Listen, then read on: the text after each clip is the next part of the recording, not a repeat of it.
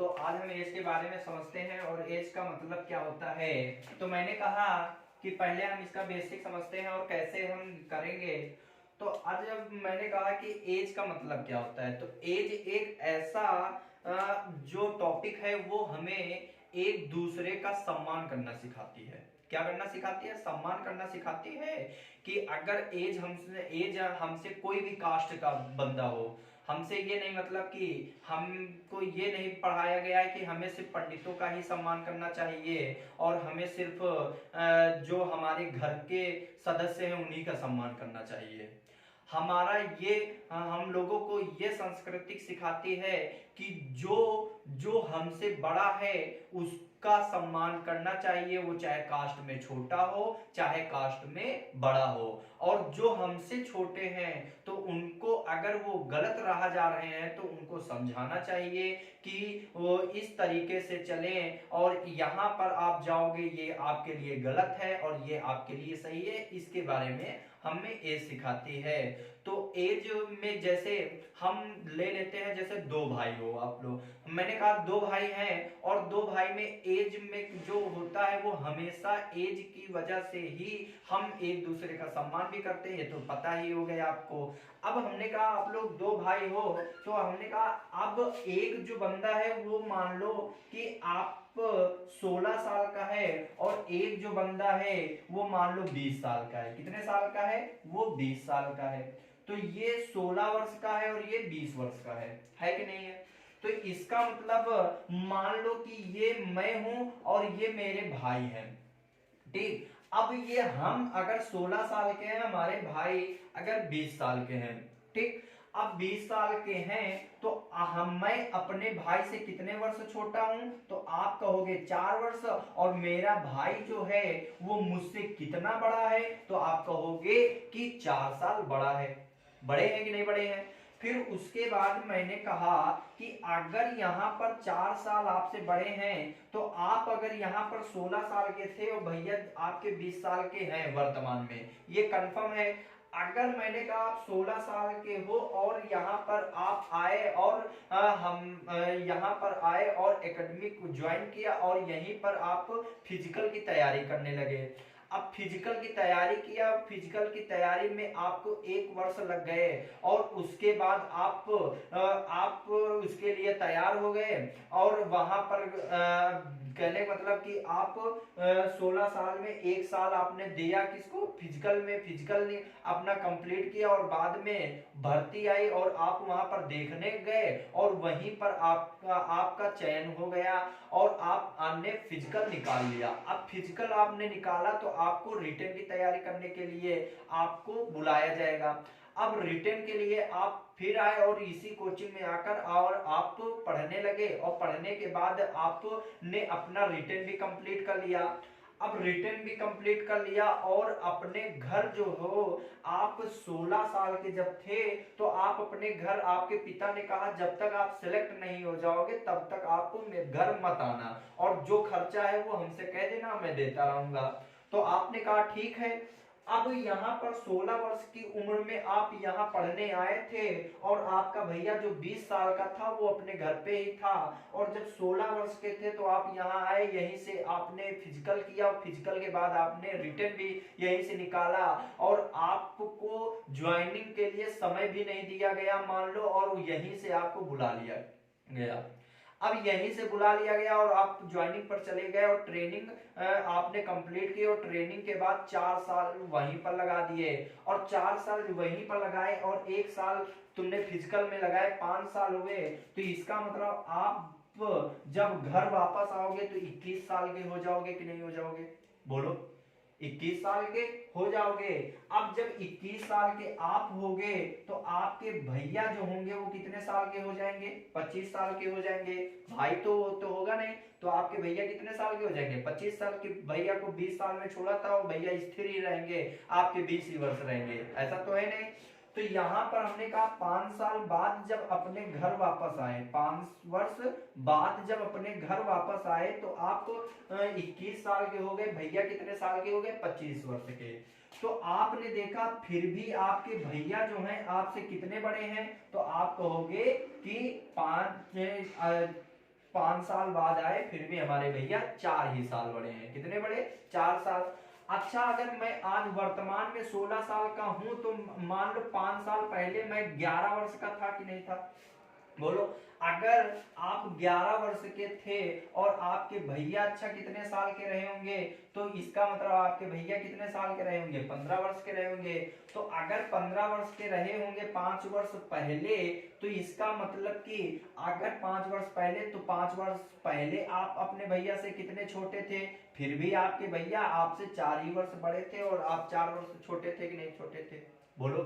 तो इसका मतलब एक चीज मैंने देखा कि जो अगर वर्तमान में हमारी एज है और वर्तमान में जो हम अपने भैया से जितने वर्ष छोटे हैं, उतने ही वर्ष चाहे जितने साल बाद आप अपने घर जाओ या जितने साल बाद आप अपने भैया से एज में डिफरेंस देखो, वो डिफरेंस हमेशा क्या रहेगा? सेम रहेगा कि नहीं रहेगा? चाहे बाद हो चाहे पहले हो, यदि वर्तमान का जो डिफरेंस है वो हमेशा बराबर ही रहेगा, चाहे जितने साल बाद देखो चाहे जितने साल पहले देखो। तो एक चीज मुझे यहां समझ में आ गई कि जो वर्तमान में एज में अंतर होता है वो हमेशा उतना ही अंतर रहेगा, चाहे जितने साल बाद हो चाहे जितने साल पहले हो। तो एक पॉइंट यहाँ पर हम लिख सकते हैं, तो इसे समझना, और हम पॉइंट लिखते हैं। तो अब यहाँ पर हम समझेंगे, तो पहला पॉइंट है आपका कि एक चीज मुझे समझ में आई कि यदि वर्तमान में जो अंतर है, यदि वर्तमान में जो अंतर है वो अंतर हमेशा समान होना चाहिए। क्या होना चाहिए? समान होना चाहिए और वो समान ही होता है। तो हमेशा यदि वर्तमान में जो अंतर है वो हमेशा आयु में अंतर, चाहे जितने साल बाद पूछे चाहे जितने साल पहले पूछे, वो अंतर हमेशा समान होना चाहिए। अब दूसरा, अगर वर्तमान में जो अंतर, आयु में जो अंतर होता है, आयु में अंतर जो होता है वो हमेशा वर्ष के बराबर होता है, वर्ष के बराबर होता है।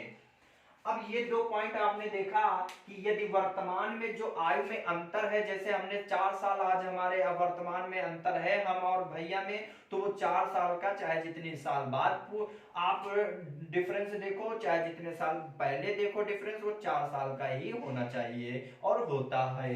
अब आयु का जो अंतर है, तो हमारा जो 4 साल अंतर था वो 5 साल पहले गए तो भी 4 साल का अंतर, 5 साल बाद गए तो भी अंतर, वो चाहे तुम 10 साल बाद देखो 10 साल पहले देखो तो भी अंतर हमेशा समान होगा। तो आयु में अंतर जो होता है वो हमेशा वर्ष के अंतर के बराबर होता है और वर्ष के या बराबर होता है। अगर आयु में अंतर है तो वर्ष के अंतर के भी बराबर होगा कि नहीं होगा? यहाँ तक कोई दिक्कत? हमेशा। अब आप लोगों के मन में आता होगा कि जब अंतर समान ना हो तो क्या करते हैं? ठीक, तो जब अंतर समान ना हो तो क्या करते हैं, तो हमेशा याद रखना, ये पॉइंट नोट हो गया होगा, तो इसी के ऊपर हम लिखते हैं। ठीक, तो जब आयु में अंतर समान ना हो तो हमेशा ऊपर के अंतर से नीचे गुणा तथा नीचे के अंतर से ऊपर गुणा करते हैं। अब हमने कहा जब आयु में अंतर समान ना हो तो आयु में अंतर समान ना हो तो हमेशा याद रखना कि ऊपर के अंतर मतलब जो ऊपर का रेशियो होगा उसके अंतर से नीचे गुणा और नीचे के अंतर से ऊपर गुणा करते हैं। देखो अभी हम एक दे रहे हैं और बाद में जब क्वेश्चन आएंगे तो आपको बेहतरीन समझ में आएगा। और अगर आप ये क्लास देख लोगे तो 100% है एज का अगर क्वेश्चन आपसे गलत हो जाए इस वीडियो देखने के बाद पूरी क्लासेस, तो आप हमें बताना, कमेंट बॉक्स में लिख देना और हम या तो बेहतर करेंगे या तो उसी दिन से हम अपना वीडियो बनाना छोड़ देंगे। अगर इससे आप अगर इसको देखने के बाद आपका एज का क्वेश्चन अगर गलत हो जाए, ठीक। तो अब यहां पर हमने कहा कि आयु का अंतर, मान लो कि वर्तमान में आयु का अंतर 1:3 था, ठीक। मान लो दो भाई थे ना, पहला बड़ा भाई जो था वो छोटे से 3 गुना है। अब 5 साल बाद इनके आयु का अंतर मान लो 2 गुना हो गया। कितना गुना हो गया? 2 गुना। हमने कहा आयु का अंतर समान होना चाहिए, यहां से 1 और 1 में अंतर 0, 3 और 1 में अंतर 2, 1 आया।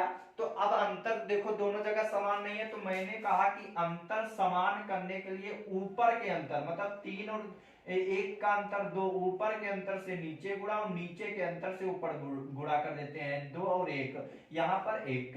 अब यहाँ पर आया कितना? 3, 1 1 कम 1, 3 1 कम 3, 2 1 कम 2, 2 दूनी 4। अब देखो 1 और 2 में अंतर कितना आया? आपने कहा 1, 3 और 4 में अंतर कितना आया? 1। देखो आयु में अंतर समान हो गया कि नहीं हो गया?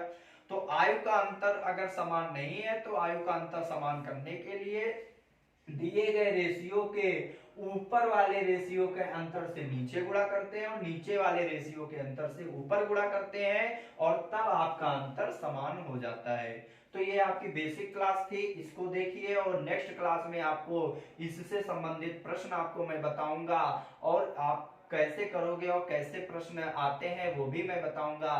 तो इतना देखें और इस बेसिक क्लास को आप एक बार देखें, 2 बार देखें और इसको नोट जरूर कर लेना। बोलो जय हिंद।